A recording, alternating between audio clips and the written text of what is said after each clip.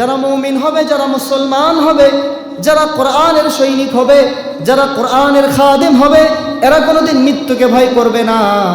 আমাদের বাস্তব চিত্র, বাস্তব প্রমাণ দেখেছেন। বর্তমান ইসরায়েল আর যুক্তরাষ্ট্র ইরানের সঙ্গে যুদ্ধ চলতেছে। মাঝে যুদ্ধের বন্ধের ঘোষণা শুনলাম, কিন্তু যুদ্ধের বন্ধের ঘোষণার পরে আবারও ইসরায়েল হামলা করেছে। কিছুদিন আগে ডোনাল্ড ট্রাম্প উনি একটা বার্তা দিয়েছিলেন যে আজকে একটা সভ্যতাকে মিটিয়ে ফেলা হবে। আপনারা অনেকে দেখেছেন, ইরানকে এই পৃথিবী থেকে নিশ্চিহ্ন করে দেওয়ার জন্য একটা হুমকি দিয়েছিল, কিন্তু ইরানরা ভয় পায় নাই, ইরানের মুসলমানরা ভয় পায় নাই। কারণ যারা মুমিন হবে, মুসলমান হবে, যারা কোরআনের প্রেমিক হবে, যাদের ভিতরে কোরআন থাকবে, যারা কোরআনকে মহব্বত করবে, তাদের অন্তরের মধ্যে ভয় থাকে না।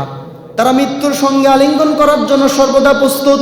কারণ তারা জানে, যদি আল্লাহর রাস্তায়, আল্লাহর পথে, আল্লাহর দ্বীনকে জিন্দা করার জন্য, আল্লাহ তাআলার ধর্মকে রক্ষা করার জন্য, আল্লাহ রসুলের ইজ্জত সম্মান রক্ষা করার জন্য যদি মাঠের মধ্যে গিয়ে, ময়দানের মধ্যে গিয়ে শহীদ হয়ে যায়, তাহলে আমার আর জান্নাতের মাঝে কোনো পার্থক্য থাকবে না।